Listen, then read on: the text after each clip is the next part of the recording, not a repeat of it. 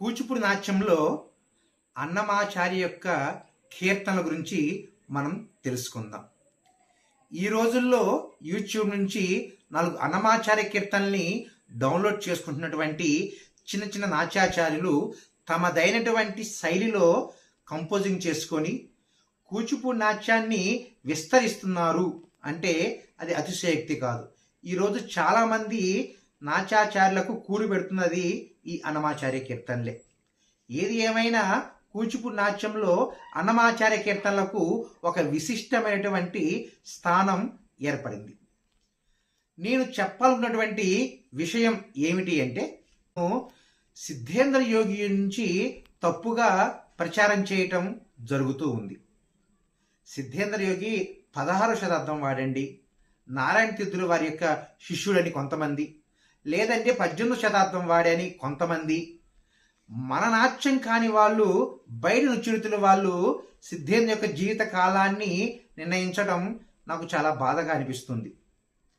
కాదు, సిద్ధేంద్ర యోగి 13వ శతాబ్దంలో పుట్టాడురా అని కూచిపూడి వాళ్ళు ఎంత మొత్తుకున్నా సరే అది చాలామంది కొట్టి పారేస్తూ ఉన్నారు.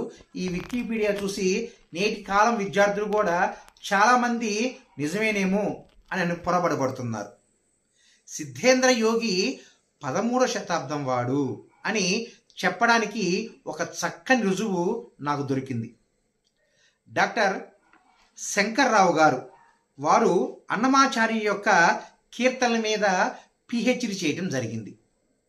వారు ఒక చక్కని అంశాన్ని కనిపెట్టారు. అన్నమాచార్యుడు 32,000 సంకీర్తన రచించాడు. ఆ సంకీర్తనలో వారు సిద్ధేంద్రుని యొక్క భామ కలాపాన్ని అనుసరించారు అనేటటువంటి విషయాన్ని చాలా చక్కగా వివరించారు. అంతకుముందు గురువుగారు చింతా రామనాథం గారు, తర్వాత గొప్ప గొప్ప కవులైనటువంటి ఎస్వి జోగారావు గారు వీళ్ళందరూ చెప్పారు, అరతెరమరుగున ఆడినదే అలకల కులుకుల అలమేలు మంగ. ఆ అరతెరగర అనేది కూచిపూడి నాట్యంలోనే ఉన్నది అని ఇలా చిన్న చిన్నటువంటి ఉదాహరణలు అనేకం చెప్పారు.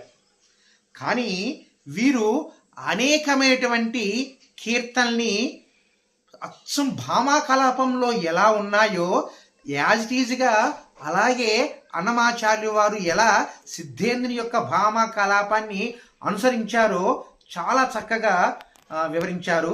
నిజంగా కూచిపూడి సాహితీ లోకం శంకర్రావు గారి యొక్క పాదాలకు శిరస్సు వంచి నమస్కరించాలి. సత్యభామ ప్రవేశ ధరు అనుసరించి కొన్ని కీర్తనలు,